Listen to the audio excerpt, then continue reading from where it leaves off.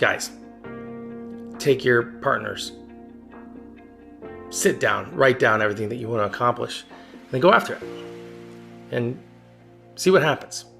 But remember, if you're not doing all the things that I've said to do in the beginning, working on yourself, then working on each other, then focusing on the family and the kids, if you haven't done it in that order, if you're not really putting in the time and effort every day, then it's going to be a harder journey than it needs to be. It's already going to be hard enough. Don't make it any worse. So work on that balance, that family balance. Do you have the balance within your relationship? Let's look at it like this.